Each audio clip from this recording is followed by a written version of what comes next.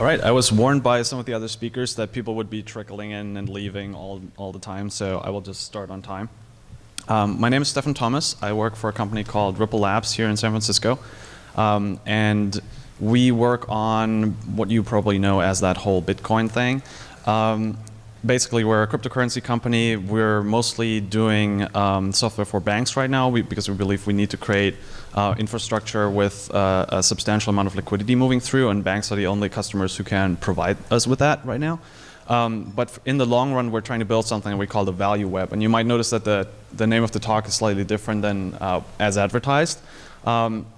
But we felt that this is a clearer title to kind of like give you a better idea of what we're trying to talk about. One of the benefits of working for Ripple Labs is we get to work on exclusively open source software. And so one of the pieces of open source that I want to talk about today is that little logo in the bottom right corner called Codius. So first of all, let's see if I can get the slides to actually move here. Okay. So first off, what is kind of the problem that we're trying to address? Like I want to start by, the web works. Clearly there's a lot of developers building on it. There's a lot of businesses built on it. So what problem is there left to be solved? And there's this kind of quote that's been floating around. I've been trying to find the original source and eventually gave up and just picked one of the people who said it. When an online service is free, you're not the customer, you're the product, because people are selling your data, and so you might be using Facebook or you might be using Google or something like that, but your data is basically aggregated and being sold, and that's how some of these companies are financed. And that creates some less than desirable economic incentives some of the times, and a lot of privacy concerns, and a lot of people also don't really feel comfortable with the idea. And the other side to that is this aspect of the ad is the web is full of ads, and usually that doesn't result in the best user experience. And we've gotten to a point where a lot of VCs are hesitant to invest in companies that are have an ad-based business model. Because they know that that's a limited pool of revenue that a lot of businesses and a lot of products are competing for. So what that kind of boils down to is that right now we have kind of web economics that are a crutch. They're not really the people who benefit paying the people who provide the services and products. It's more like someone explained it to me in the example of like radio. So the problem is with radio, you're broadcasting it, you can't really exclude anyone. It's a non-excludable good. And so people can just tune in. And so for you to be able to make money off of it, you have to take your content, which is something that has a cost to you and a positive value to the user, with something that has a cost to the user and a positive value to you, namely advertising, right? And if you bundle these two tightly enough together, you can solve this kind of economic conundrum, which would otherwise be a public good problem. But it would be much nicer if radio users could just, in a very unobtrusive way, pay for the content that they enjoy, in which case there would be no advertising and it probably wouldn't even cost that much. And to the extent that there would be advertising, it'd be advertising that you're interested in. So this has been something that the creators of the web wanted to build in from the start. There's actually an HTTP status code that's been reserved for, once we get around to adding this payment layer, if you go to a website and it requires payment to look at it, you'll get the status code, and then your browser will pay for the website. It's just, it never happened. We never got around to actually implementing this. So this still, if you look at the HTTP spec, it will still say like, it's reserved for future use. And the question is obviously like, why did we not manage to build this into the web if we recognized the problem, if we thought this was a useful feature to have? And the reason we think is that it hasn't been possible up until pretty recently, pretty much until Bitcoin, to build something that is neutral enough to be a standard and yet provides a payment solution. Like all payment solutions up to that point required some sort of operator. Either that or they weren't universal. And so if you have, let's say, Visa running the web payment system, a lot of us would probably have a problem with that, right? So the question is, can you build some system which is neutral enough that it can become a web standard, but is still an effective and user-friendly payment solution? So the question is Bitcoin it? One of the problems with Bitcoin is that in terms of the built-in functionality, It can do what we call push payment. Basically, you have Bitcoins, you're running the client, and you're trying to pay someone. But that's only one of a huge number of payments use cases. So one thing that we noticed learning from a lot of payments professionals is that the kind of part that's missing is kind of encoding more complex business rules on top of Bitcoin, where yes, you have this basic primitive of value transfer, but now someone's going to a hotel and they want the hotel wants to put a hold on their Bitcoin card or like their Bitcoin account for any incidentals that they caused during their stay. And now you're kind of forced, you're kind of like confronted with this conundrum where Bitcoin can't really encode that very easily, right? There are services which build on top of Bitcoin which do that, something like Coinbase, for example.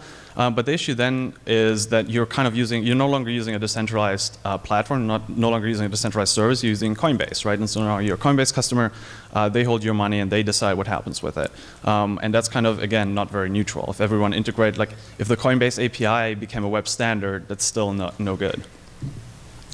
So we need some kind of place, like a distributed something where we can implement these rules. And if we look at the way that we build most applications, you usually have some sort of user interface, which is like your app or your browser-based HTML5, JavaScript doohickey, or it could be your desktop app even.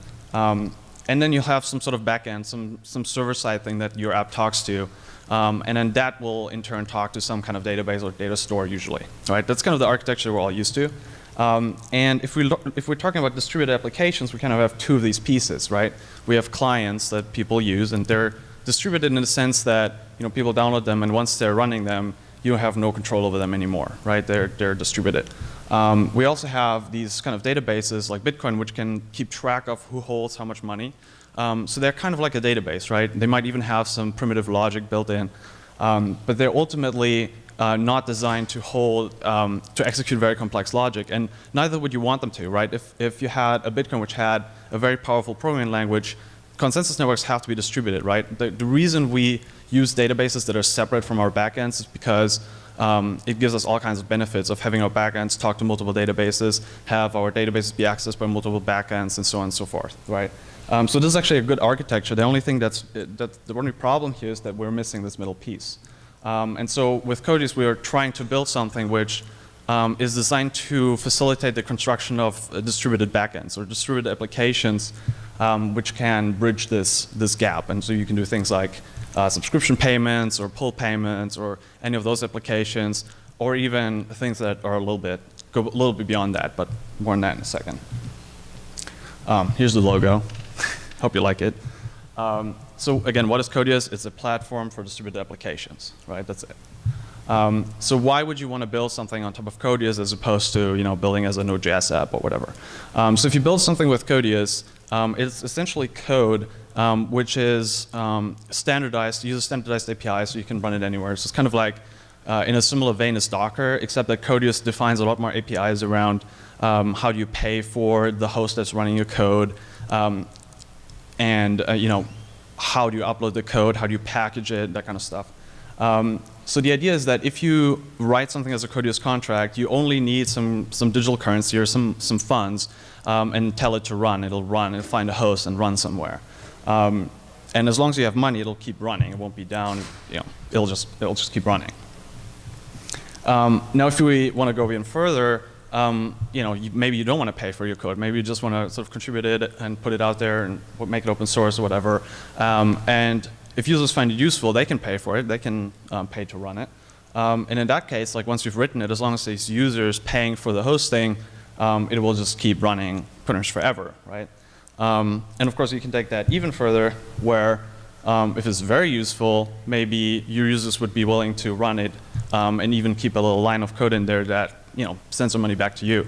And the idea there is that similar to how we use the kind of the honor principle for a lot of content sales, maybe people would be willing to pay, if they're already paying for hosting, pay a little bit to the author to continue writing cool contracts or cool apps for Codius. And one of the things one of the reasons that we think that works, and we've kind of seen a little bit of that with AWS, I think they're called sponsored images or something like that, where you can make an image And if people use it, they pay a little bit extra to you. I mean, in principle, you can copy the image and just rip it off, but most people don't do that. And we think that with end users, it'll be even stronger than that. So how do you write a Codius app? Well, Codius is it's basically a sandboxed version of Node.js. So we've basically taken Node.js and we have written an abstraction layer for all of the syscalls. And so anytime your Node.js application tries to do anything, we kind of intercept that and then handle it in a virtualized way. And by doing that, we can run your code without having to worry that you're going to take over the entire platform. What that means is we basically have extremely lightweight containers for letting you run any code that you want to run. What's the status of this whole thing? We have a pre-release alpha, which is on GitHub right now, so you can check it out, play around with it. I don't take responsibility for any sharp edges. And there will be a website coming out pretty shortly here with an online playground, so you don't have to install anything. You just test it out online, learn more about it. If you go to Codius.org right now, there's a white paper that explains a particular line of use cases. We call it smart contracts. And otherwise, just wait for the new websites, subscribe to the mailing list, and hopefully you'll find some use out of this tool that we've built. So thanks.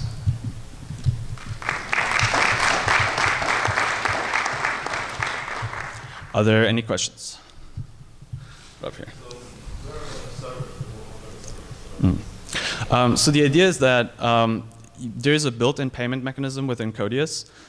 So if you want to, you can download the host version of Codius and you can become a Codius host. That would be kind of the equivalent of running the Bitcoin software, becoming a Bitcoin miner, with the exception that there isn't, you're not creating currency, you're just getting paid some currency that you like to get paid. So if you want to be paid in Bitcoins, you can select Bitcoins. If you want to be paid in dollars, you can select dollars, and so on and so forth. Question is, how can you trust the host? So that's kind of an interesting question. It's like, that's a problem with most hosting today, right? It's like, you can upload your software to AWS, but how do you know that AWS won't screw you? What we're going to work on is we're building a lot of tools that allow you to distribute your applications. So you'll have, for example, a Codius module which says, make a signature based on a shared key. And then you can have different hosts, and they all just have signature shares, and as long as they all agree, or as long as the majority of them agrees, they will be able to generate a signature. But if one of them turns malicious and disagrees with this consensus opinion, they won't be able to make a signature on their own. This is kind of out of scope because all we're trying to solve is for you to be able to run code on other people's computers. And what's hard about that is doing the sandboxing, that kind of stuff. We kind of looked at projects like Ethereum and we're like, okay, they're bundling a lot of stuff, some of which I like, some of which I don't like. But the key aspect that I really love is the fact that I can just write software and I don't have to go around lobbying for people to run it. I can just send it out there, pay for it, and it'll run, right? And if I want to then build a consensus network out of that, or if I want to build a BitTorrent-like thing out of that, I can do that because it's out there running and I control the code, so I can do that if I want to. But it's kind of out of scope for what we're thinking about. We were going to provide some tools, but that's it. Any other questions? Back there. We also talk about legal issues, like if someone runs legal code, how we can handle that? So since most of what we do is hosting with a little bit fancier sandboxing, being paid for hosting is already pretty standard. And then we provide some cryptographic APIs. We don't think that necessarily puts in a much different category than virtual machines or anything like that. So hopefully lawyers will agree. Obviously, I'm not a lawyer. I can't really give legal advice to Codius hosts. But from my limited experience as an entrepreneur on the web, that's kind of what I think would happen, is that you look at it as a hosting thing. If people object to certain contracts being run, they can complain to the host, and then maybe the host is obliged to take it down if it's a legitimate complaint, just like Amazon would be. But I don't think it would fall in a very different category.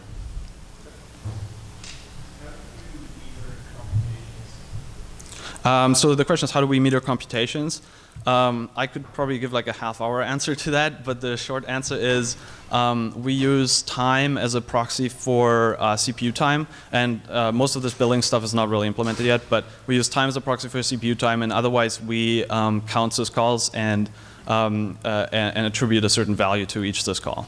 So if you do things like you're writing to a socket, you're reading from a socket or something like that, that would cost you money. Back there. What's the difference between a smart oracle and Codius? Okay, so the question is, what's the difference between a smart oracle and Codius? So someone has some background knowledge here. So basically, within Bitcoin, there was this concept of an oracle. An oracle is basically the thing that lives outside of the blockchain that can observe the real world. Because Bitcoin is deterministic, it can't observe the real world directly. And so we were looking at that and we're kind of saying, okay, if we already have this outside system which we trust for looking at the world, we could also have that run the code and have a more powerful programming environment than this very limited deterministic scripting language, right? And a programming environment that feels a lot more natural to what developers do today. And so we call that a smart oracle because it's an oracle which also can run code. So that's where that term comes from. So Codius would be like a specific implementation of this concept of a smart oracle. All right. Cool. Well, thanks for showing up. And this turned out to be pretty quick. So feel free to enjoy your free time. Go to the website, sign up for the mailing list, and hopefully we'll see you around. Thanks, guys.